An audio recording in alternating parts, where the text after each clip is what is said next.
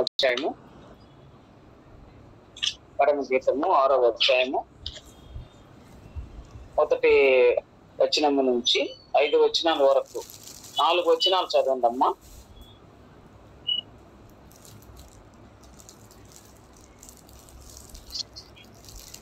స్త్రీలలో అధిక సుందరి ఒకదానా, నీ ప్రియుడు ఎక్కడికి పోయెను? అతడు ఏ దిక్కునకు తిరిగెను? మనము పోయి అతన్ని వెతుకుదము రమ్ము. ఉద్యానవనమునందు మేపుటకును పద్మములను ఏరుకొనుటకును నా ప్రియుడు తన ఉద్యానవనమునకు పోయెను, పరిమళ పుష్పస్థానమునకు పోయెను. నేను పద్మములలో మేపుచున్న నా ప్రియుని దానను, అతడును నా వాడు. నా సఖి, నీవు తిరుసాపట్నం వలె సుందరమైన దానవు, యెరూషలేమంతా సౌందర్యవంతురాలవు. తెక్కెముల నెత్తిన సైన్యముల వలె భయము పుట్టించు దానవు. నీ కనుదృష్టి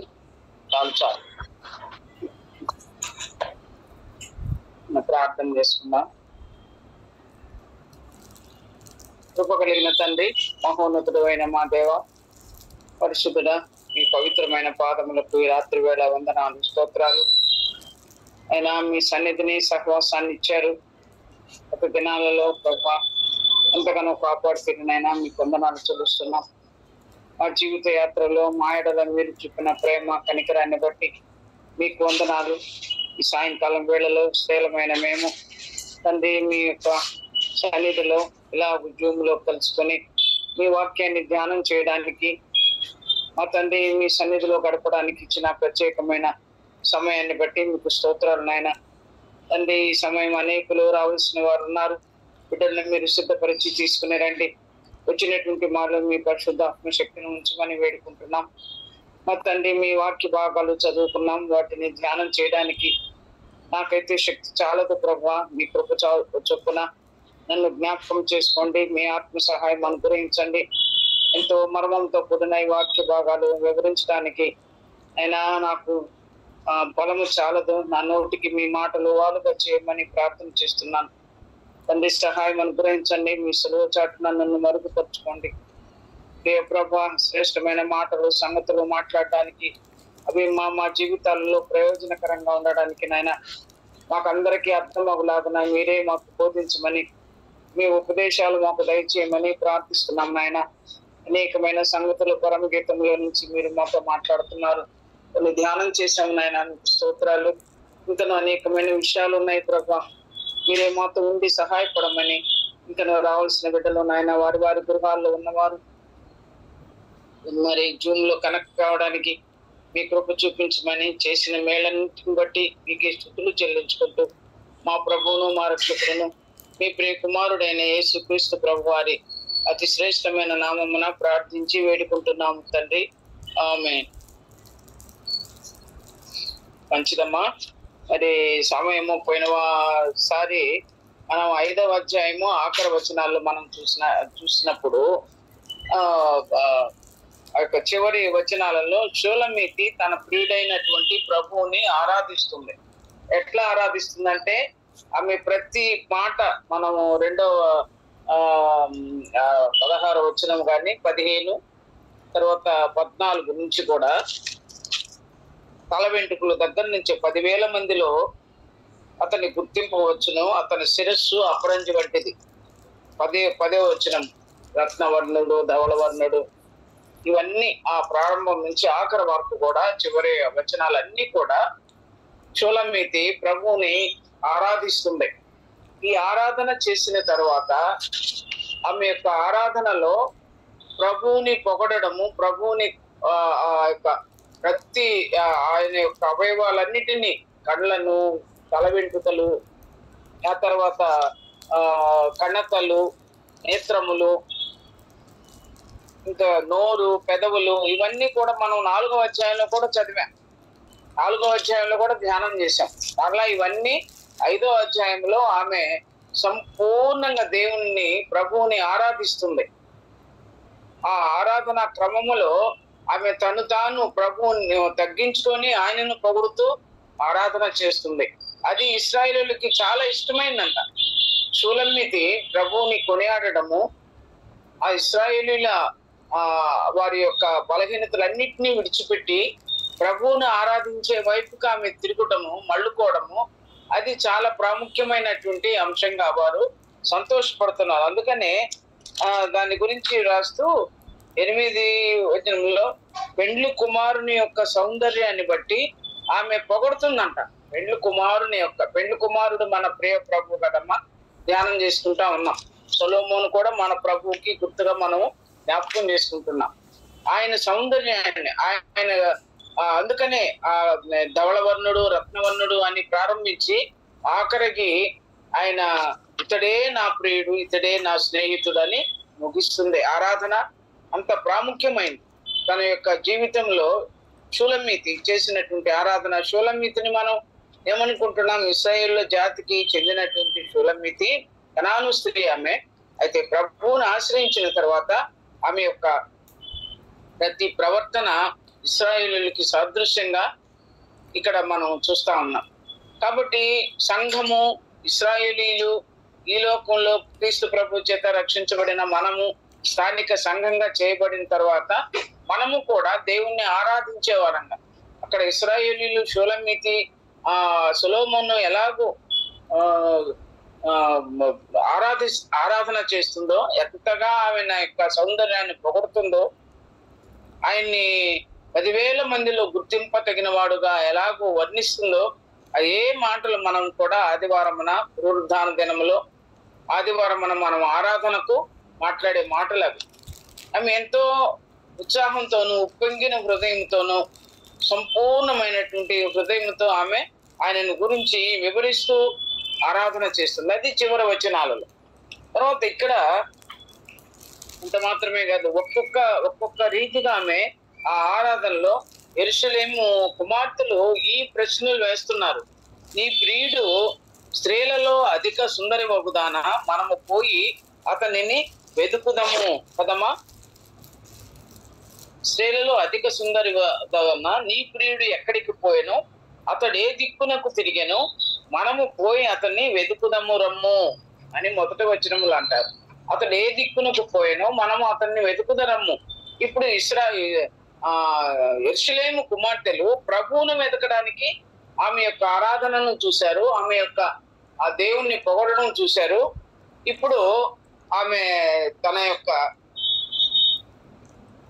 యొక్క ప్రియుణ్ణి పొగడడం విషయంలో ఆమె ప్రత్యేకంగా ఆ ప్రభువుని గురించిన తలంపులతో నిండిపోయింది కనుక ఇప్పుడు వాళ్ళు వచ్చి యెరూషలేము కుమార్తెలు షూలమ్మితో మాట్లాడుతున్నారు.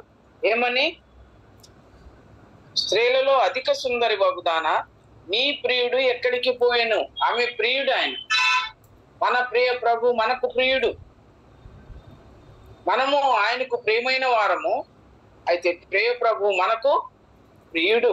అందుకనే ఆ నీ ప్రియుడు స్త్రీలలో అధిక సుందరి వగుదాన. ఇక్కడ ఆమెను యెరూషలేము కుమార్తెలు ఎలాగో అంతకుముందంతే కలవరపరిచారు, విసిగించినారు, ఎంతో ఆమెను ఇంకా విమర్శలు చేశారు. ఇవన్నీ మనం మొదటి అధ్యాయాల్లోనే చూస్తాం. యెరూషలేము కుమార్తెలు సొలొమోను దగ్గర ఉన్నారు, సొలొమోను మందిరాన్ని కడుతున్నారు, లేకుంటే ఆ పల్లకిని కడుతున్నారు. సొలొమోను దగ్గర ఉండి కూడా షూలమ్మితిని వారు ఎంతగానో బలహీనపరిచినట్లుగా, కలవరపరిచినట్లుగా, లేకపోతే ఆమెను చాలా చిన్న చూపు చూసినట్లుగా, నల్లని దాననని నన్ను చిన్న చూపు చూడకుడి అని కూడా ఆమె మాట్లాడింది షూలమ్మితి. అలాగూ విమర్శించినటువంటి యెరూషలేము కుమార్తెలు ఇప్పుడు షూలమ్మితిని ఏమని పొగుడుతున్నారమ్మా? స్త్రీలలో అధిక సుందరి వగుదాన అన్న. స్త్రీలలో ఆమె ఎలాగుందంట? అధిక సౌందర్యము. ఆమె నల్లనిదని ఒప్పుకుంది, నేను ఎండ తగిలిన దానను అని ఒప్పుకుంది మొదటి అధ్యాయాలలో. కానీ ఇక్కడికి వచ్చేటప్పటికి ఆమె అధిక సుందరి వగుదాన అన్న. ఒక్కొక్క మెట్టు విశ్వాస జీవితంలో ఆమె అభివృద్ధి పొందినట్టుగా ఉంది. మనం అంటుంటాం, మనం ప్రార్థనలో చేస్తాం, ప్రభువా 30 అంతులుగా 60 అంతులుగా 100 అంతులుగా ఫలించేటువంటి ఆత్మీయ జీవితాన్ని నాకు దయచేయమని మనం ప్రార్థన చేస్తున్నాం. మన జీవితంలో ఆత్మీయ స్థితి అంతకంతకు అభివృద్ధి పొందాలి. అందుకని యోహాను పత్రికలో 2వ పత్రికలో అనుకుంటా గాయని ప్రియుడ ఆత్మ వర్ధిల్లిన ప్రకారము అంటారు. ఆత్మలో వర్ధిల్లిన ప్రకారం మనం ఆత్మీయంగా వర్ధిల్లాలి. బాహ్యమైనటువంటి విషయాలు కాదు, ఈ లోక సంబంధమైన విషయాలలో కాదు, ఆత్మీయమైన విషయాలలో మనం అంతకంతకు అభివృద్ధి పొందాలి. రెండంతలుగా దీవించబడాలి, ఆశీర్వదించబడాలి. ఇదన్నమాట ఆత్మీయమైన సౌందర్యం. అందుకనే యెరూషలేము కుమార్తెలు షూలమ్మితిని ఏమని పొగుడుతున్నారమ్మా? స్త్రీలలో అధిక సుందరి వగుదానా అన్నాడు. స్త్రీలలో అధిక సుందరవతి అంట. ఎంత శ్రేష్టమైనటువంటి మాట ఆమె మాట్లాడుతున్నారు. ఇంకా చూద్దాం. మంచి అభిప్రాయాన్ని షూలమ్మితి మీద వారికి ఒక మంచి అభిప్రాయాన్ని కలిగి ఉన్నారు. అలాగైతే ప్రియ ప్రభువుని ఆరాధించే మన మీద, మన బంధువులకు కావచ్చు, స్థానిక సంఘములో కావచ్చు, ఇరుగు కుటుంబాల మధ్య కావచ్చు, మంచి అభిప్రాయాన్ని మనం పొందగలిగిన వారంగా ఉండాలి. ఏ విషయాల్లో కూడా ఎన్ని విషయాలు ఉన్నాయి మన కుటుంబ జీవితాల్లో. ఈ లోక యాత్రలో ఎన్నో సమస్యలు, ఎన్నో ఇబ్బందులు ఉన్నాయి. మన మాట తీరు కానీ, మన ప్రవర్తన కానీ, మన యొక్క ప్రతి విషయంలో కూడా అనేకులకు మాదిరికరంగా ఉండి మన మీద ఎదుటి వారికి మంచి అభిప్రాయాన్ని కలిగించే వాళ్ళంగా ఉండాలి. అందుకని అధిక సుందరివి. మామూలుగా ఆమె సుందరిగా ఉందా? లేదు, ఆమె చాలా నల్లనిదని వ్రాయబడి ఉంది. కానీ ఆమె యొక్క ఆత్మీయమైన సౌందర్యము, అంతరంగంలో ఉన్నటువంటి సౌందర్యము అంతకంతకు అభివృద్ధి పరచబడి అధిక సుందరి వగుదానా అన్నాడు. అందుకని కూడా కొన్ని మనం పైన 4 అధ్యాయాల్లో మనం చూసినట్లయితే ఒక్కొక్క అధ్యాయంలో ఆమె అంతరంగ స్వభావాన్ని గురించి, అంతరంగంలో ఉన్నటువంటి సౌందర్యాన్ని గురించి వాడుతూ ఇక్కడ పరిశుద్ధాత్ముడు ఏమని వ్రాయించాడంటే, మొదటి అధ్యాయం 8వ వచనంలో నారీమణి సుందరి అని అన్నాడు. నరుల కుమార్తెలు అంటే నారీలో మణి లాంటిది అన్నమాట. నారీమణి అన్నాడు. మంచి మణి లాంటి ఆ హృదయాన్ని, లేకపోతే అందాన్ని, సౌందర్యాన్ని కలిగి ఉన్నట్లుగా సంబోధిస్తున్నారు సుందరి అని. రెండవసారిగా మొదటి అధ్యాయం 15వ వచనములో నీవు సుందరివి, నీవు సుందరివి అన్నారు. ఎలా అంటున్నారమ్మా? నారీమణి నీవు సుందరివి అన్నారు. రెండవసారిగా నారీమణి నీవు సుందరివి, నీవు సుందరివి 2 సార్లు దానిని బలపరిచినట్లుగా, అదే మాటని రిపీట్ చేసినట్టుగా మనము చూస్తున్నాం. ఇంకా 3వదిగా నా ప్రియురాల సుందరవతి అన్న. ఆమె ప్రేమైనదిగా, సుందరవతిగా ఆమె ఉంది. ప్రేమైనదిగా ఉంది, సుందరవతిగా ఉంది. ఇంకా 4వదిగా నా ప్రియురాల నీవు అధిక సుందరివి. 4వ అధ్యాయం 7వ వచనములో నా ప్రియురాల నీవు అధిక సుందరివి అని వ్రాయబడింది. ఇలాగూ ఒక్కొక్క మెట్టు ఆమె ఉన్నతమైన స్థితిలోకి, ఆత్మీయంగా సౌందర్యం కలిగి ఉన్నతమైన స్థితిలోకి ఎదుగుతా ఉంది. అలాగైతే మన ఆత్మీయ జీవితాలు ఎలాగున్నాయి? మనము దినదినము మన యొక్క జీవిత విధానములో క్రమమైన రీతిగా ఎదగడానికి ప్రభు ఇష్టపడుతున్నాడు. ఎదగాలని ప్రభు ఇష్టపడుతున్నాడు. అలాగుండడానికి ప్రభు మనకు సహాయం చేయాలి. మనం ఆత్మ సహాయాన్ని, దేవుని యొక్క ఆత్మ సహాయాన్ని పొందాలి. మనం ప్రార్థన చేస్తాం ప్రతి విషయంలో, ప్రభా మమ్మల్ని ఆశీర్వదించమని. అంతకంతకు వర్ధిల్లెను. దావీదు కుటుంబము అంతకంతకు వర్ధిల్లెను అని వ్రాయబడి ఉంది. సౌలు కుటుంబాన్ని కూడా వ్రాశారు, అంతకంతకు నీరసిల్లేను. కానీ దావీదు యొక్క కుటుంబము అంతకంతకు వర్ధిల్లెను. 100 అంతలు ఆశీర్వదించబడ్డాడు ఇస్సాకు. తన పొలంలో పంటను పెట్టి 100 అంతల యొక్క ఫలాన్ని పొందాడు. ఎంతగానో దీవించబడ్డాడు, ఆశీర్వదించబడ్డాడు. ఇలాగ ఎంతో మంది బైబిల్లో భక్తుల గురించి మనం ధ్యానం చేసినప్పుడు ఎన్నో అంశాలు ఉన్నాయి. అలాగైతే మనము ఏమేమి నేర్చుకుంటున్నామో, ఆత్మీయంగా ఎలాగుంటున్నామో, ఆత్మీయమైన జీవితంలో ఎలాగో ఎదుగుతున్నామో, ఏ సమయాన్ని దేవుడు మనకి ఇస్తున్నాడో ఆ సమయాన్ని మనం దేవుని సన్నిధిలో సద్వినియోగం చేసుకుంటున్నామా? సరైనటువంటి క్రమంలో మనం విశ్వాస జీవితాన్ని కాపాడుకుంటున్నామా? ఇవన్నీ కూడా మనకు పాఠాలు, హెచ్చరికలు. ఇక్కడ షూలమ్మితి పొగడుతుంది తన యొక్క ప్రియ ప్రభుని. ప్రియ ప్రభు కూడా షూలమ్మితిని పొగడుతున్నాడు. అలాగైతే మన విషయంలో దేవుడు మనల్ని పొగుడుతున్నాడా?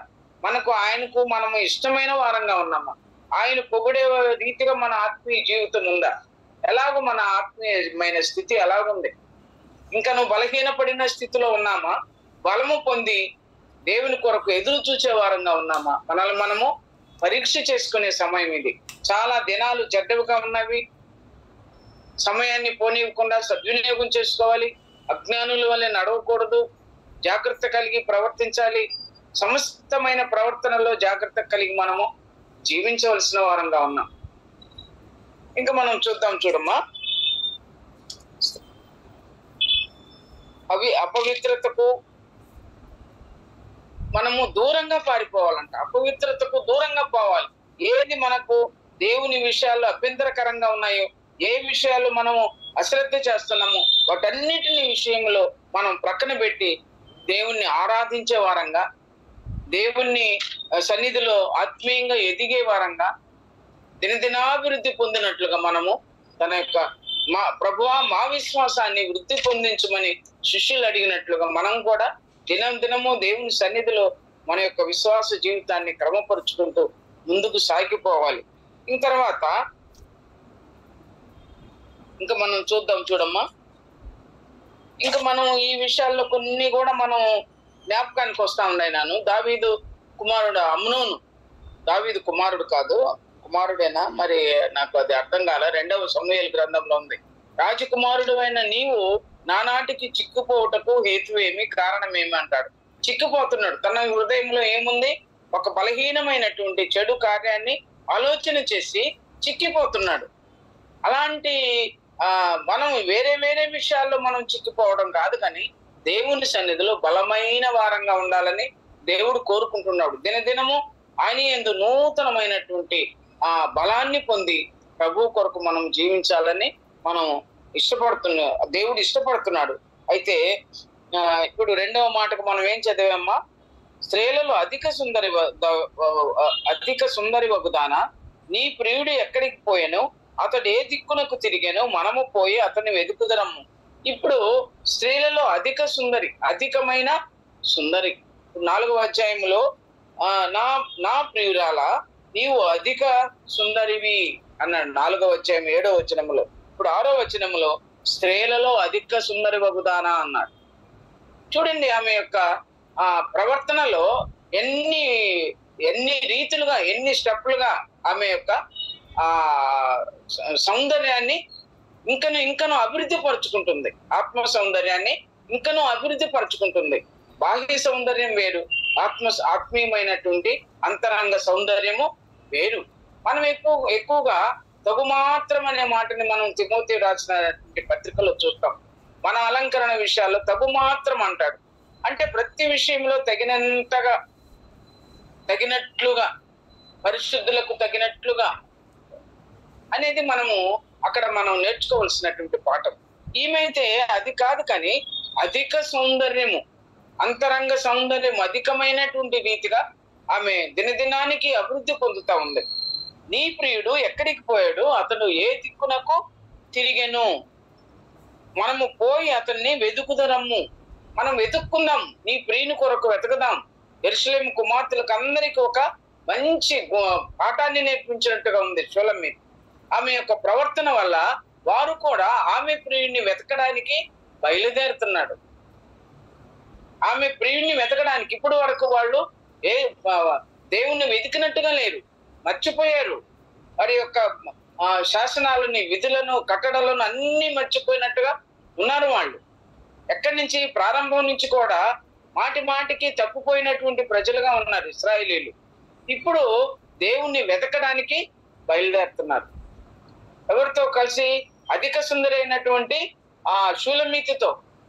అలాగైతే స్థానిక సంఘంలో ఉన్నటువంటి మనల్ని బట్టి వేరే ఇతరులు ఆ దేవుణ్ణి ఎరగడానికి, దేవుణ్ణి కనుక్కోవడానికి, దేవుణ్ణి వెతుక్కోవడానికి, దేవుని మందిరానికి రావడానికి మనం ఒక గొప్ప దిక్సూచిగా ఉండాలి, ఒక మాదిరిగా ఉండాలి, ఒక మంచి పాఠం నేర్పించే వాళ్ళంగా ఉండాలి. మన ప్రవర్తన ఇతరులని ఆకర్షించేదిగా ఉండాలి.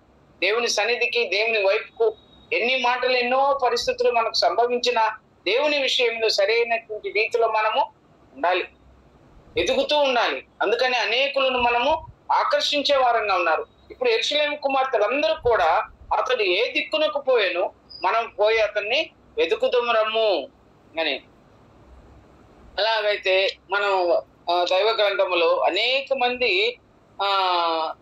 వెతికి దేవుణ్ణి వెతికి కనుక్కున్నారు. దేవుడైతే మనము మర్చిపోయిన ఆయన వెతికాడు. అయితే ఇప్పుడు ఈ యెరూషలేము కుమార్తెలు, యెరూషలేము ఇశ్రాయేలీలు దేవుణ్ణి వెతుక్కుంటున్నారంట. ఎక్కడికి పోయాడు, ఏ దిక్కుకు పోయాడు, మనం వెతకదాం రండి, మనకు దూరం అయిపోతున్నాడా? ఆయన సన్నిధిలో సౌందర్యవంతురాలని షూలమీతి ఎంత చక్కగా ఆయన్ని వర్ణించింది, మనము వర్ణించలేకపోయామే అని వాళ్ళకి వాళ్ళు దేవుణ్ణి వెతకడానికి వస్తున్నారు. అలా అయితే కొన్ని విషయాలు మనం కూడా దేవుణ్ణి వెతకదాం. దావీదు చాలా సార్లు కీర్తనలో రాశారు, నేను ఆయన సన్నిధిని వెతికి తిని అని. చూద్దామమ్మా, కీర్తన 27వ కీర్తన 8వ వచనంలో, 27వ కీర్తన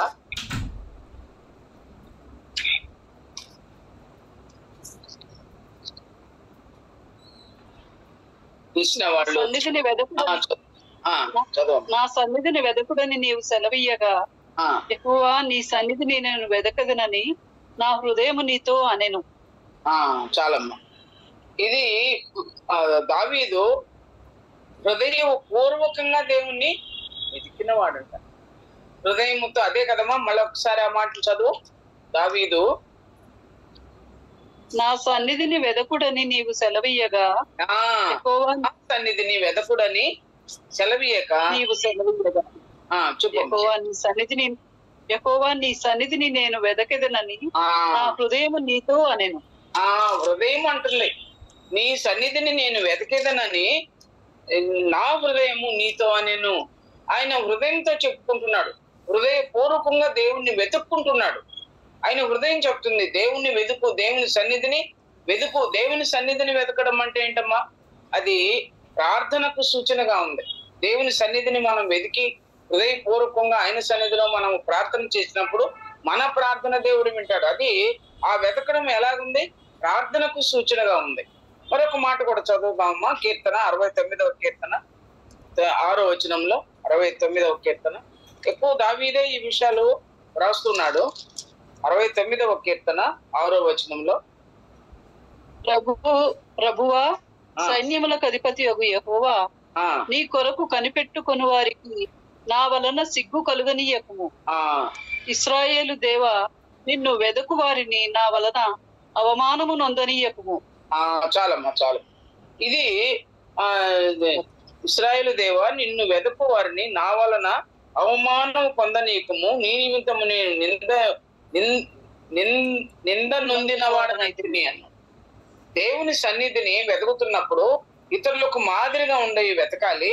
అలా అదే సందర్భంలో మన ప్రవర్తన, ప్రార్థనలో మన ప్రవర్తన సరిగా ఉందా లేదా అని చూసుకోవాలంట. మన ప్రవర్తన సరిగా చూసుకున్నప్పుడు ఆయన సన్నిధిలో మనం వెతికితే అవమానము రాదు, అవమానము పొందనీయకుండా ఉండు. అంటే మన ప్రవర్తన సరిగా ఉంటే దేవుని సన్నిధిని వెతికినప్పుడు మనము అవమానపరచబడం, నిందించబడం. అర్థమైందమ్మా ఇది? ఆ మాటను మరలా మీరు జ్ఞాపకంగా రాసుకోండి. దేవుని సన్నిధిని మనం వెతికినప్పుడు, దేవుని కొరకు కనిపెట్టుకున్నప్పుడు నా వలన సిగ్గు కలుగనీయకుము అన్నాడు. నా వలన సిగ్గు కలుగనీయకుము. మనం సిగ్గుపడము. ఎందుకు సిగ్గుపడము? ఆయన సన్నిధిలో మనము అవమానము పొందం. దేవుని సన్నిధిలో మనం వెతికినప్పుడు ఎవరు మన మీద నింద వేయరు. అందుకని అంటాడు, ఇది ప్రవర్తనను కాపాడుకొని మాదిరిగా ఉండాలంట. అప్పుడు మనం సిగ్గుపడవు, అప్పుడు నిందకు గురికాం, అప్పుడు మన ప్రవర్తన మీద మనకు ఇతరులకి మంచి అభిప్రాయం ఉంటుంది. మన ప్రవర్తన సరిగా లేకపోతే ఇవన్నీ మనకు సంభవిస్తూ ఉంటాయి. అనేక మంది నిందలు వేస్తారు, అనేక రీతిలుగా మనం సిగ్గుపడతాము, అవమానపరచబడతాము, ఇవన్నీ ఉంటాయి. కనుక మనం ఎలా ఉండాలంటే ప్రార్థన విషయంలో, దేవుని సన్నిధిని వెతికే విషయంలో జాగ్రత్త కలిగి మన ప్రవర్తనలో సరైనటువంటి క్రమంలో మనం ఉన్నప్పుడు ఎన్నడే కానీ మనము సిగ్గునందము. 3వ మాట కూడా చూద్దాం చూడమ్మా. 105వ కీర్తన 3-4 వచనాలు చూడండి. 105వ కీర్తన 3-4 వచనాలు. ఆయన పరిశుద్ధ నామమును బట్టి అతిశయించుడి, యెహోవాను వెదకువారు హృదయమందు సంతోషించుదురుగాక. యెహోవాను ఆయన పరిశుద్ధ నామమును బట్టి అతిశయించుడి, యెహోవాను వెదకువారు హృదయమందు సంతోషించుదురుగాక. ఆయన పరిశుద్ధ సన్నిధిలో ఆయన నామను బట్టి అతిశయించినప్పుడు హృదయమందు ఏం ఉంటదనబా? సంతోషం ఉంటది. ఇంకా 4వ వచనం కూడా చదువుమా. యెహోవాను వెదకుడి, ఆయన బలమును వెదకుడి, ఆయన సన్నిధిని నిత్యము వెదకుడి. ఇప్పుడు మనం ఆయన సన్నిధిని యెహోవాను వెతికితే మనకేం దొరుకుతుందంటమ్మా? బలము. అంత మాత్రమే కాదు, ఆయన సన్నిధిని నిత్యము వెదకుడి, ఆయన బలమును వెదకుడి. అందుకని బలమైనటువంటి బలపరచబడడానికి, లేకపోతే ఇంకా మాట నేను ఒక ఆత్మీయమైనటువంటి బలాన్ని పొందడానికి మనం ఆయన సన్నిధిని వెతకాలి. ఎందుకు వెతకాలి? మొదటగా ప్రార్థన కొరకు వెతుకుతాం. రెండవ విధంగా ప్రవర్తన విషయంలో సరిగా ఉండి ఆయన వెతకాలి. మూడవదిగా ఆత్మీయ బలం పొందడానికి ఆయనని మనం వెతకాలి. దేవుణ్ణి వెతికాము, లేకపోతే దేవుడు మనల్ని వెతికి రక్షణ ఇచ్చాడు. రక్షించబడిన మనము ఆయన్ని ఎలాగ వెతుకుతున్నాము? ప్రార్థన కొరకు వెతుకుతున్నాము, ప్రవర్తన విషయంలో జాగ్రత్తగా ఉండాలని వెతుకుతున్నాము, ఆత్మీయమైన బలాన్ని పొందాలని ఆయన్ని వెతుకుతున్నాము, ఆయన సన్నిధిని వెతుకుతున్నాము. ఇంకొక మాట కూడా చదువుదాం చూడమ్మా. దినవృత్తాంతాలు నిర్గమకాండంలో ఒక మాట ఉందమ్మా, 33వ అధ్యాయము 7వ వచనం. నిర్గమకాండం 33వ అధ్యాయము. అంతటా 7వ వచనం అంటే 7వ వచనం. అంతటా మోషే గుడారమును తీసి పాలెము వెలుపలికి వెళ్లి పాలెమునకు దూరముగా దాన్ని వేసి దానికి ప్రత్యక్షపు గుడారమును పేరు పెట్టెను. యెహోవాను వెదకిన ప్రతివాడును పాలెమునకు వెలుపలనున్న ఆ ప్రత్యక్షపు గుడారమునకు వెలుచూ వచ్చెను.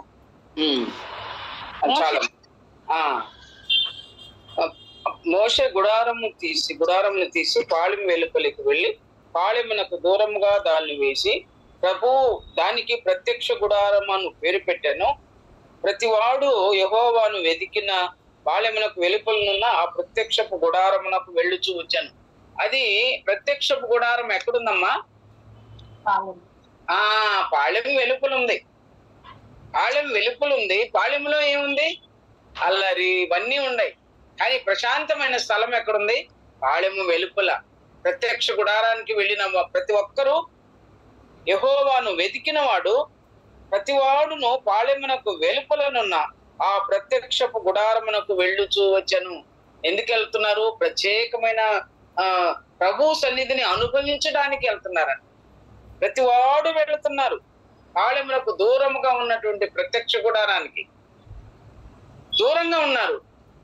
ఇక్కడ ఉన్నటువంటి అపవిత్రత, ఇక్కడ ఉన్నటువంటి అల్లరి, ఇక్కడ ఉన్నటువంటి ఇంకేదైనా ఇబ్బందికరమైనటువంటి వాతావరణము ఈ పాలెములో ఉంటే పాలెంలో నుంచి బయటకు వచ్చి ప్రత్యేకమైనటువంటి ఆ గుడారం దగ్గరకు వచ్చి పవిత్రమైనటువంటి ప్రశాంతమైన సమయాన్ని ఆ దేవుని సన్నిధిలో వాళ్ళు గడుపుతున్నారు. అది వెతుక్కుంటున్నారు. ప్రత్యక్ష గుడారాన్ని వాళ్ళు వెతుక్కుంటున్నారు. మనం దేవుని మందిరానికి వెళ్ళినప్పుడు మనం అప్పుడప్పుడు ఒక్కోసారి అనుకుంటా ఉంటాం, దేవుని మందిరానికి పోయినప్పుడు పోదామని జనులు నాతో అనినప్పుడు నేను సంతోషించుతానని దావీదు అన్నాడు. దేవుని మందిరానికి వెళ్ళాలని జనులు ఆయనతో అన్నప్పుడు ఆయన సంతోషపడ్డా అంట. దేవుని మందిరానికి వెళ్ళాలంటే మనకేముండాలమ్మా? సంతోషం ఉండాలి. అందరం సహవాసం చేసే మన పరిశుద్ధులందరూ కూడుకునే స్థలం అది. ఆ దేవుని మందిరము ఇక్కడైతే ప్రత్యక్ష గుడారం ఎక్కడుంది? పాలెం వెలుపల ఉంది. అక్కడికి వెళ్ళడానికి వాళ్ళు సంతోషపడుతున్నారు.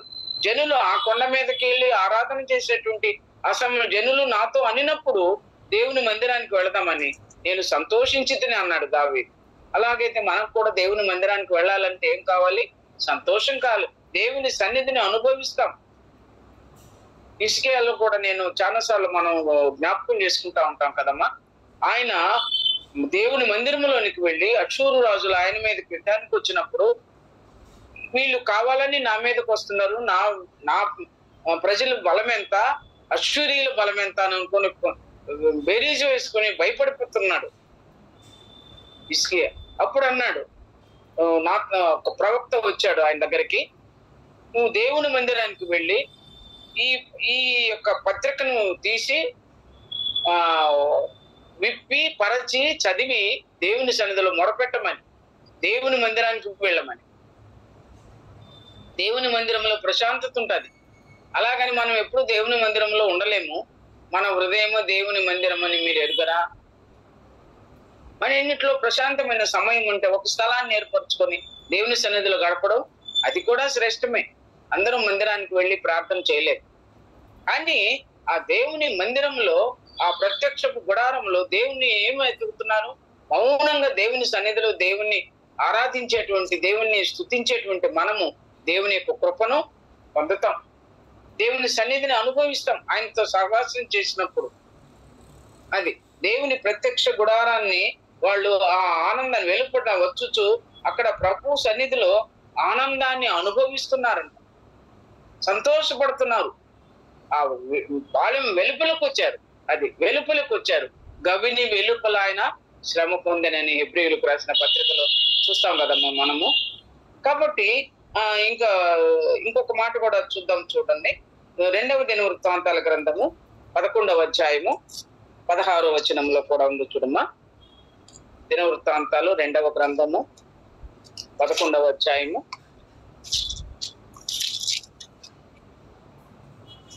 వారి చర్యలట్లుండగా ఇశ్రాయేలీల గోత్రములు అంతటను ఇశ్రాయేలీల దేవుడైన యెహోవాను వెదకుటకు మనస్సు నిలుపుకొనిన వారు తమ పితరుల దేవుడైన యెహోవాకు బలులు అర్పించుటకై యెరూషలేమునకు వచ్చిరి.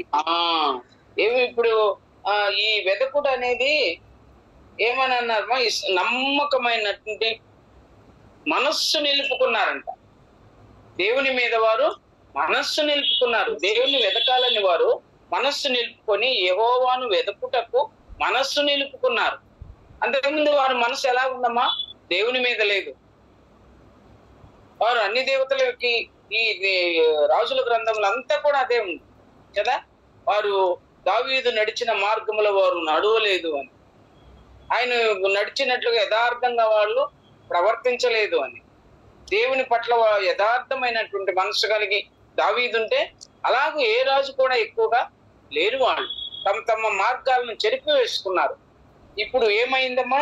ఈ దినవృత్తాంతాలకు మనం చదువుకున్న ఈ వాక్య భాగంలో ఇశ్రాయేలీలు దేవుడైన యెహోవాను వెతకుటకు మనస్సు నిలుపుకొనిన వారు తమ పితరుల దేవుడైన యెహోవాకు బలులు అర్పించుటకు యెరూషలేమునకు వచ్చిరి. దావీదును సొలొమోనును నడిచిన మార్గమందు 3 సంవత్సరములు వారు నడిచి వారు రెహబాముకు సహాయకులైరి అన్నారు. వారు చక్కగా నడిచారంట. ఎన్ని సంవత్సరాలు? 3 సంవత్సరాలు. దావీదుకును సొలొమోనుకు వారు యోధా రాజ్యమును బలపరిచి 3 సంవత్సరములు వారితో సొలొమోను కుమారుడైనటువంటి రెహబాముకు సహాయకులుగా ఉండిరి అని వ్రాయబడి. అలాగైతే మనము రక్షించబడినది మొదలుకొని నేటి వరకును ఏనాడు కూడా దేవుని మార్గములో విడిచిపెట్టకుండా మనస్సు నిలుపుకొని దేవుని మీద యథార్థమైన మనస్సు కలిగి ఆ మనస్సు నిలుపుకొని దేవుణ్ణి మనం ఆరాధించే వారంగా ఉండాలి. అది ఆ విషయము మనస్సు నిలుపుకొని ప్రార్థన చేయడము వస్తుంది. అదే మనస్సు నిలుపుకొని వారు ఆయనను అనుసరించిన వారుగా, దావీదును అనుసరించిన వారుగా, సొలొమోనును అనుసరించిన తర్వాత సొలొమోను దారి తప్పాడు అనుకోండి. కొంతకాలము కొన్ని జ్ఞానవంతుడైనటువంటి సొలొమోను గురించి ఆయన బలహీనతలు మనం చెప్పుకునే అంతటి వారం కాదు, క్షమించండి, నేను అలా అంత దూరం వెళ్ళకూడదు. ఆయనకి సహాయకులుగా ఆ ప్రజలందరూ కూడా ఉన్నట్టుగా మనం చూస్తున్నాం. ఇంకొక మాట కూడా చూసేసుకొని మనం ముందుకు దాటిపోదామమ్మా. ఆ దినవృత్తాంతాల గ్రంథంలోనే 20వ అధ్యాయము, 2వ గ్రంథంలోనే 20వ అధ్యాయము 3వ వచనము సార్ చదువుకుందాం, తర్వాత మనం వెళ్ళిపోతాం. అందుకు యెహోషాపాతు భయపడి యెహోవా ఎదుట విచారించుటకు మనస్సు నిలుపుకొని యూదాయందంతటా ఉపవాస దినము ఆచరించవాలని స్టార్టించారు. ఇప్పుడు యెహోషాపాతు కూడా యెహోవాకు భయపడి ఉపవాస దినాన్ని చేసి మళ్ళా చదువుమా. ఉపవాస యూదా అంతటా అందుకు యెహోషాపాతు భయపడి యెహోవా ఎదుట విచారించి మళ్ళా 4 కూడా చదువుమా. యూదా వారు యెహోవా వారిని సహాయమును వేడుకొనుటకై కూడుకొనిది. యెహోవా ఎదుట విచారించుటకు యూదా పట్టణములన్నింటిలో నుండి జనులు వచ్చిరి. చాలు చాలు చాలు. కాబట్టి దేవుని సన్నిధిలో ఉపవాసం ఉండడానికి వాళ్ళు ఉడుకున్నారంట. యెహోవాకు భయపడ్డారు, శత్రువులకి భయపడ్డారు. ఇప్పుడు యెహోవాకు భయపడి యెహోవాకు కాదు మా భయపడింది, శత్రువులకి. అష్షూరు రాజు దగ్గర హిజ్కియా భయపడ్డాడు. ఇక్కడ యెహోషాపాతు కూడా ఫిలిష్తీయుల దగ్గర మరి ఆ భాగాలు పైన వ్రాయబడింది, పైన అధ్యాయాలలో. వారికి భయపడి దేవుని సన్నిధికి వచ్చి మనసు నిలుపుకొని ఉపవాస దినాన్ని ప్రకటించి, ఉపవాస దినాన్ని వారికి విజయం కొరకు దేవుణ్ణి ఆశ్రయించిన వారుగా ఉన్నారు. దేవుణ్ణి వెతుక్కుంటున్నారు. ఉపవాస దినాన్ని చాటించి దేవుణ్ణి వెతుక్కుంటున్నారు. దేని కొరకు దేవుణ్ణి వెతుక్కున్నారు? జయాన్ని పొందడానికి. ఇప్పుడు మనం 4-5 అంశాలు చూసాం కదమ్మా. ఒక్కొక్కటి మరలా జ్ఞాపకం చేస్తాను, మీరు ఎవరైనా రాసుకున్న వాళ్ళు ఉంటే చూడండి. కీర్తన 27వ అధ్యాయం 27వ కీర్తన 8వ వచనంలో వెదకుట అనేది ప్రార్థనకు సూచనగా ఉంది. రెండవది కీర్తన 69:6లో వెదకుట అనేది ప్రవర్తనను కాపాడుకుంటకు అని ఒక మాదిరిగా ఉంది అది. తర్వాత మూడవదిగా వెదకుట అంటే 105వ కీర్తన 3-4 వచనాల్లో ఆత్మీయ బలాన్ని పొందడానికి దేవుణ్ణి మనము వెతకాలి. నిర్గమకాండము 33:7లో 4వదిగా వెదకుట అంటే పరిశుద్ధ జీవితాన్ని జీవించడానికి మనము దేవుణ్ణి వెతకాలి. 5వదిగా దినవృత్తాంతాలు 2వ గ్రంథము 11వ అధ్యాయం 16వ వచనంలో దేవుణ్ణి వెతుకుటూ అంటే అది మనస్సు, నమ్మకమైన విశ్వాసులు మనస్సు నిలుపుకొని దేవుణ్ణి వెతికారంటే అది ప్రార్థించడానికి, ప్రార్థించాలి. మనస్సు నిలుపుకొని ఆయన సన్నిధిలో ప్రార్థించాలి. ఆ తర్వాత 5-6 అనుకుంటాను ఇది. 2వ దినవృత్తాంతాలు 20వ అధ్యాయం 3వ వచనంలో జయాన్ని పొందడానికి, విజయాన్ని పొందడానికి ఆయన మనసు నిలుపుకొని ఉపవాసం ఉండి దేవుణ్ణి వెతుక్కున్నారు వాళ్ళు. ఇలాగూ ఇక్కడ మనము ప్రారంభ మాటకు మనం వస్తే, స్త్రీలలో అధిక సుందరి వగుదాన మనము పోయి అతన్ని వెతుకుదాము రమ్ము. మనము ఆత్మీయమైన జీవితంలో అనేక సార్లు ఏది మనం పోగొట్టుకుంటున్నామో ఆయన వైపుకు తిరిగి ఆయన్ని వెతుక్కున్నప్పుడు మనకు మరలా మన యొక్క పూర్వపు స్థితిని దేవుడు మనకు మరలా, ఏది పోగొట్టుకుంటే అది మరలా తిరిగా దేవుడు మనకి ఇచ్చేవాడు ఉన్నాడు. దావీదు తన స్త్రీలని, ఆ వస్తువులని ఇవన్నీ పోగొట్టుకున్నప్పుడు తిరిగి ఆయన అన్ని సంపాదించుకున్నాడు సిగ్లక్లో కదా. ఆ భాగాలు రాజుల గ్రంథంలో చూస్తాం మనం, సమూయేలు గ్రంథంలో. కాబట్టి ఏది పోగొట్టుకున్నాడో అది అన్ని కూడా తిరిగా సంపాదించుకున్నాడు. అలాగైతే మనం ఆత్మీయ జీవితంలో ఏ పోగొట్టుకున్నామో వాటిని అన్ని తిరిగి పొందడానికి ఆయన కొరకు వెతకాలి, ప్రార్థించాలి, ఆయన కొరకు ఆయన సన్నిధిలో గడపాలి, మనస్సు నిలుపుకోవాలి, వ్రత దినాన్ని పాటించుకోవాలి, ఉపవాస దినాన్ని పాటించుకోవాలి. ఇలాగూ మనం ఆత్మీయంగా ముందుకు సాగాలని ప్రభు హెచ్చరిస్తున్నాడు. 2వ వచనం చదవమ్మా. 2వ వచనం చదవండి. ఉద్యానవనమునందు మనం పరమగీతానికి వద్దామమ్మా. 2వ వచనం. ఉద్యానవనమునందు మేపుటకును పద్మములను ఏరుకొనుటకును నా ప్రియుడు తన ఉద్యానవనమునకు పోయెను, పరిమళ పుష్ప స్థానమునకు పోయెను. చాలమ్మా. ఉద్యానవనమునందు మేపుటకును ఆమె ఇప్పుడు షులమితి జవాబు ఇస్తుంది. యెరూషలేము కుమార్తెలు అడిగారు, ఎక్కడికి వెళ్ళాడు, ఎక్కడికి పోయాడు, ఏ దిక్కుకి వెళ్ళాడు, ఆయన్ని వెతకదాము రమ్ము అని షులమితిని వారు యెరూషలేము కుమార్తెలు అడిగినప్పుడు షులమితి వారికి జవాబు ఇస్తుంది. ఎక్కడికి పోయాడంటమ్మా? ఉద్యానవనమునందు మేపుటకు వెళ్ళెను అన్నాడు. పద్మములు ఏరుకొనుటకును వెళ్ళెను అన్నాడు. నా ప్రియుడు తన ఉద్యానవనమునకు పోయెను, పరిమళ పుష్ప స్థానమునకు పోయెను. ఎక్కడికి వెళ్ళాడంట? ఉద్యానవనంలో మేపడానికి పోయాడంట. ఇక్కడ నాకు ఒక మాటని గుర్తొస్తుంది. ప్రభు తన జనులను మంచి మేత స్థలంలో మేపడానికి ఆయన, లేకపోతే మేపడానికి ఆయన మంచి పచ్చిక గల చోట్ల ఆయన నన్ను పరుండజేయుచున్నాడు అన్నాడు కీర్తన 23లో కదమ్మా. మంచి మేత స్థలంలో ఆయన మనల్ని మేపడానికి, అక్కడ కొన్ని ఆత్మలను సంపాదించుకోవడానికి ఏరుకొనుటకు అన్నారు కదా కింద భాగంలో. పద్మములను ఏరుకొనుటకు. పద్మములు ఎవరంటే ప్రతి విశ్వాసిని, లేకపోతే ఇశ్రాయేలు జనాంగాన్ని కూడా ఆ ఉద్దేశం అన్నమాట, అర్థం అది. ఇప్పుడైతే అన్ని జనుల్లో ఉన్న మనల్ని కూడా ఆయన ఏరుకుంటున్నాడు, ఏర్పరుచుకున్నాడు. అనేకుల మధ్యలో నుంచి మనల్ని పిలిచాడు, ఆకర్షించాడు, ఆయన వైపుకు ఆకర్షించాడు, ఏరుకున్నాడు. మనం ఆయన బిడ్డలంగా చేయబడ్డాం. అదే ఇక్కడ వ్రాయబడిన మాట. ఉద్యానవనమునందు మేపుటకు. కొంతమంది ఆయన పిల్లలు ఉన్నారు, ఆయన పరిశుద్ధులు ఉన్నారు, పవిత్రమైనటువంటి ఆయన సన్నిధిలో గడిపేటువంటి వారు ఉన్నారు. వారిని మంచి మేత స్థలములో మేపడానికి ఆయన ఉద్యానవనానికి వెళ్ళాడంట. అక్కడ మంచి మేత ఉంది, పద్మములున్న చోట ఏరుకొనుటకు ఆయన వెళ్ళాడంట. ఇంకా మూడో మాట, నా ప్రియుడు తన ఉద్యానవనమునకు పోయెను, పరిమళ పుష్ప స్థానమునకు పోయాను. ఎక్కడికి వెళ్ళాడు? ఉద్యానవనం. ఉద్యానవనం అంటే సంఘము, అది దేవుని ప్రియులు ఉండేటువంటి స్థలము, పరిశుద్ధులు ఉండేటువంటి స్థలాన్ని ఉద్యానవనము అన్నారు. అది అలంకార రూపకంగా ఈ భాగాలన్నీ కూడా వ్రాయబడి ఉన్నాయి కనుక ప్రతి మాటకి ప్రభువుని గురించి, సంఘాన్ని గురించి, యెరూషలేము కుమార్తెలను గురించి ప్రారంభంలోనే మనం దాన్ని చక్కగా ధ్యానం చేశాం.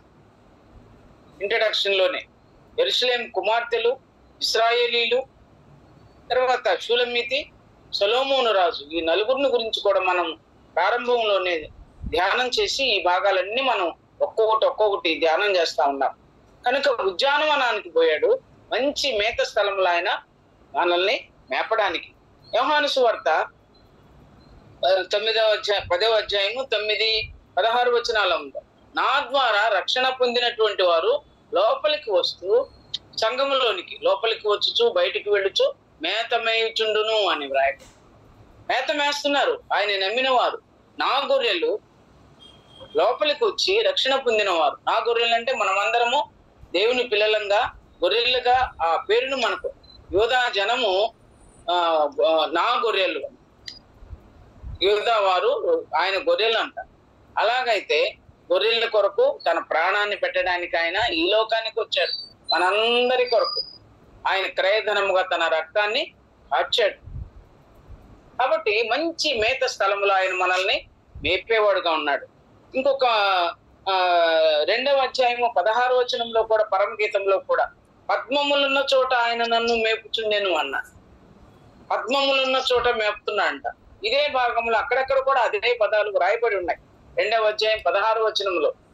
యోహాను సువార్త 21వ అధ్యాయంలో ఆఖరి అధ్యాయంలో, యోహాను సువార్త ఆఖరి అధ్యాయంలో పేతురుతో మాట్లాడుతున్నాడు. నా గొర్రెలను మేపుము, నా గొర్రె పిల్లలను కాయుము, నా గొర్రెలను మేపుము అని 3 సార్లు అన్నాడు. నువ్వు నన్ను ప్రేమిస్తున్నావా? నన్ను ప్రేమిస్తున్నావతే నా గొర్రెలను మేపుము. పేతురుతో మాట్లాడినటువంటి మాటలు 15వ అధ్యాయం వచనం నుంచి 18వ వచనం వరకు ఉన్నాయన్నమాట. ఇవన్నీ కూడా తన శిష్యులకి బోధిస్తున్నాడు ప్రభు. నన్ను మంచి మేత స్థలంలో నా పిల్లల్ని నువ్వు మేపు.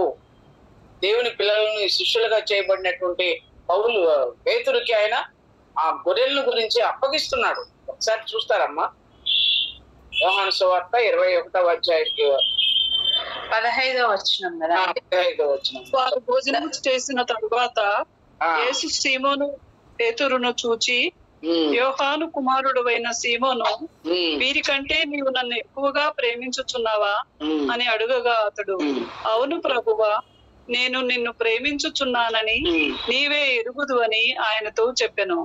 యేసు నా గొర్రె పిల్లలను మేపుమని అతనితో చెప్పెను. మరలా ఆయన మరలా నా గొర్రెలను మరలా 3 సార్లు అదే ప్రశ్న కదమ్మా, 3 సార్లు వేశాడు ప్రభు.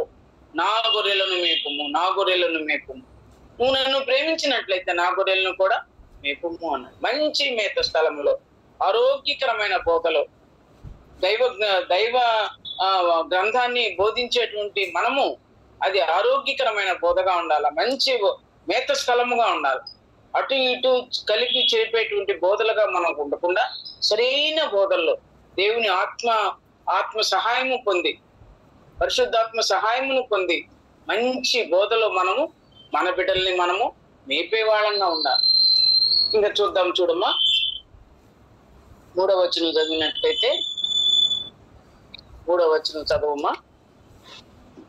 నేను పద్మములలో మేపుచున్న నా ప్రియుని దానను, అతడును నావాడు.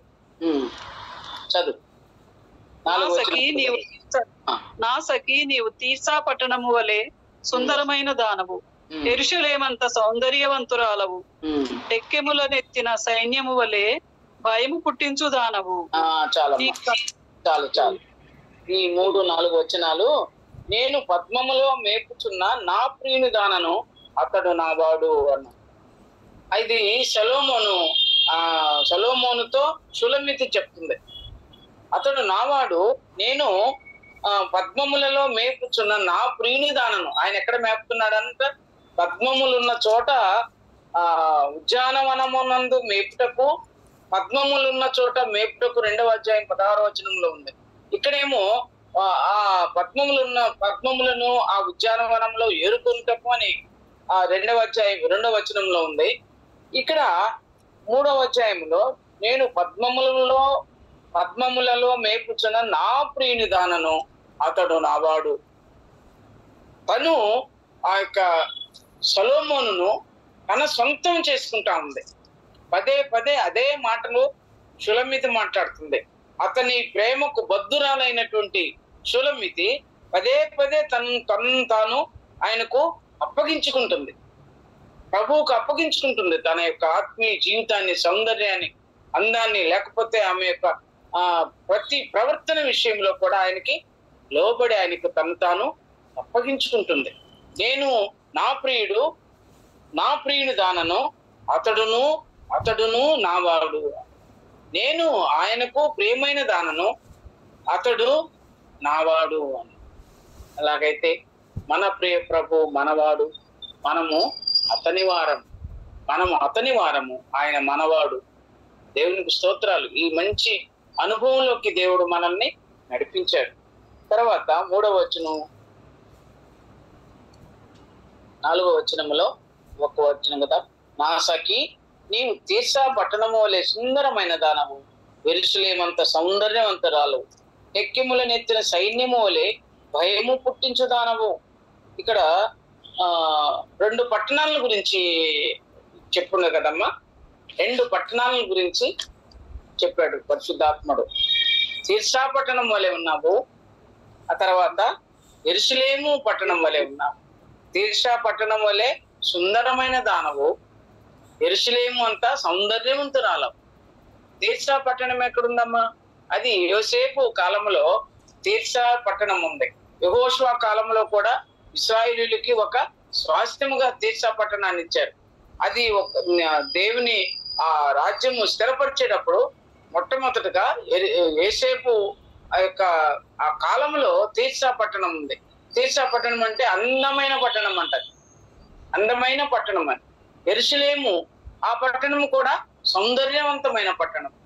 ఈ 2 పట్టణాల గురించి పోలుస్తున్నాడు షూలమితిని. అది ఇక్కడ భాగం మనం అర్థం చేసుకోవాల్సింది.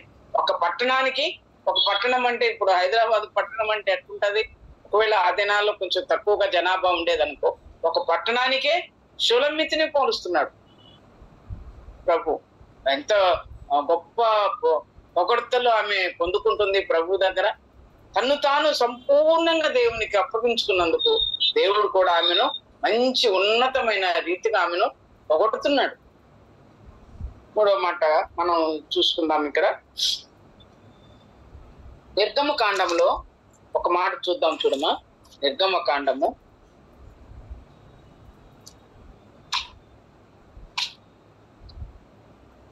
15వ అధ్యాయము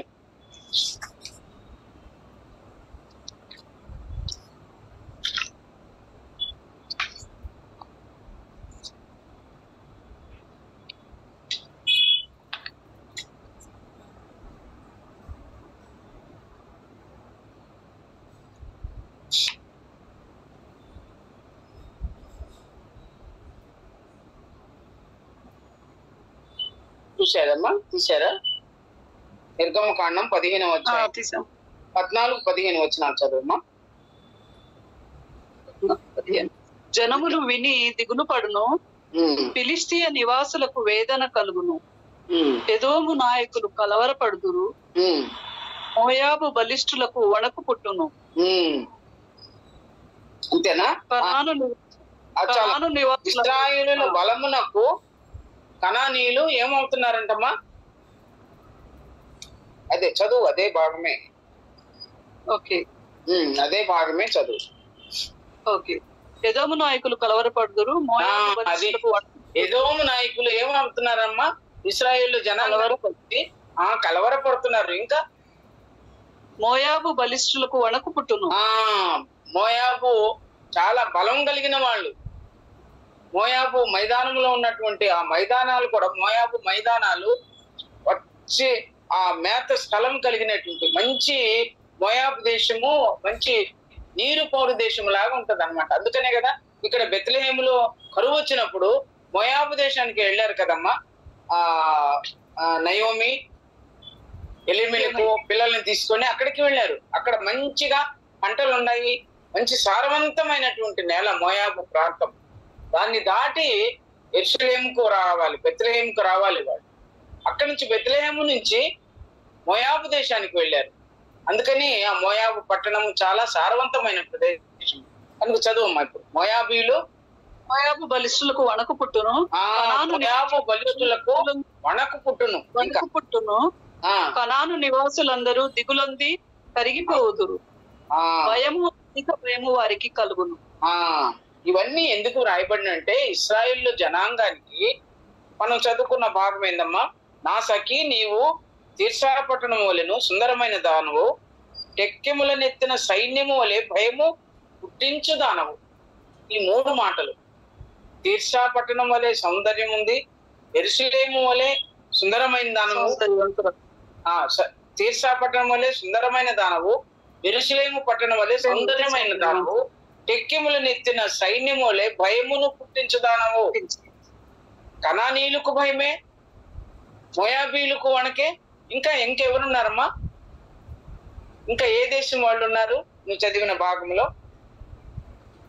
వాళ్ళిద్దరేనా వ్రాయబడింది అక్కడ? మోయాబు ఉన్నారా? ఫిలిష్తీయ నివాసులు, ఎదోము నాయకులు, మోయాబు బలిష్ఠులు, కనాను నివాసులు. నలుగురు రాయబడింది కదమ్మా. 4 దేశస్తుల గురించి నలుగురు అమ్మా.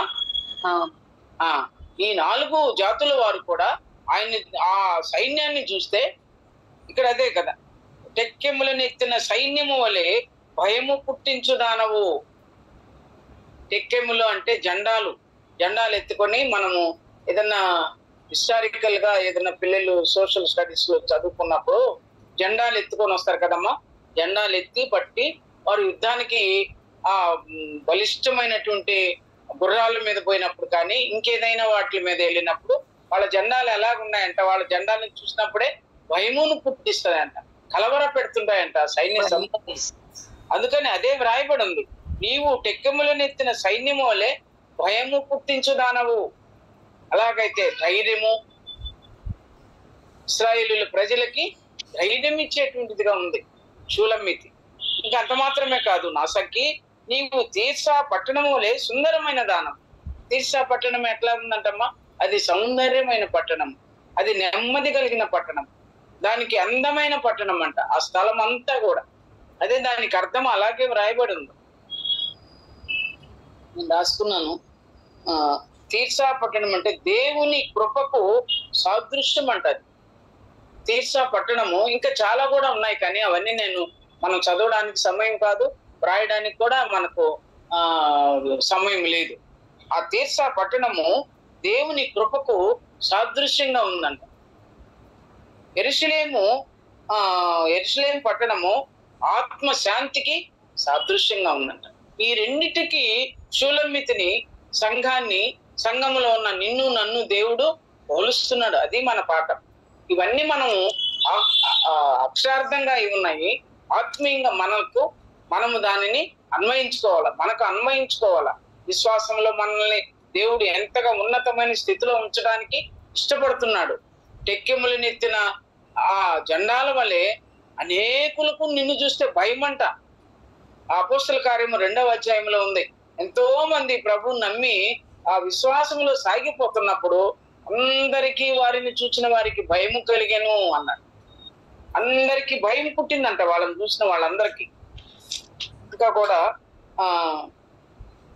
రోమాపత్రిక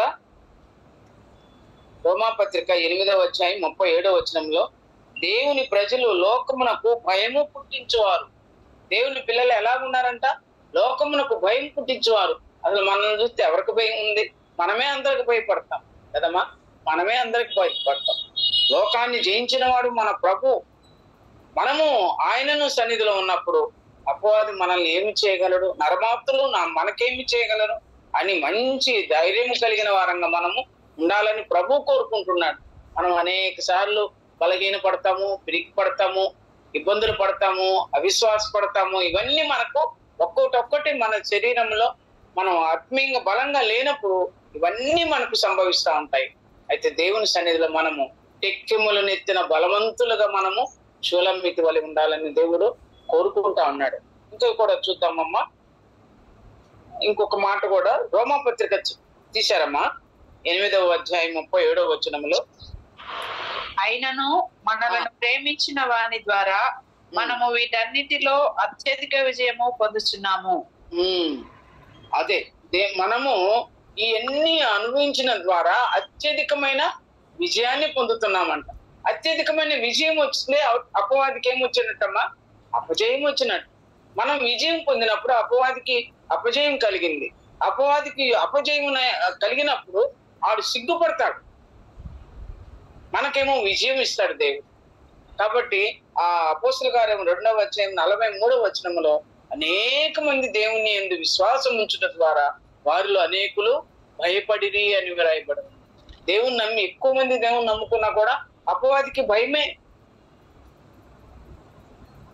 కాబట్టి మన విశ్వాసంలో మనము అలా ముందుకు సాగుదాము. ఇంకొక మాట కూడా, మరి సమయం అయిపోయింది కనుక సమయం అయింది కదమ్మా, మనం ముగించుకుంటాము. ఈ 5వ వచనము, నీ కను దృష్టి నా మీద ఉంచుము, అది నన్ను వశపరుచుకును. నీ తల వెంట్రుకలు గిలాదు పర్వతం మీది మేకల మందను పోలియున్నవి.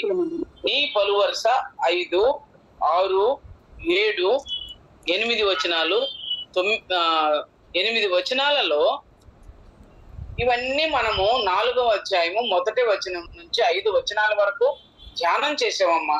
అందుకని ఈ మాటలన్నీ కూడా మరలా నేను ధ్యానం చేయడానికి ఎందుకు సమయము దాన్ని ఎక్కువగా చేయడం అని నేను అంతవరకు ఆపాను.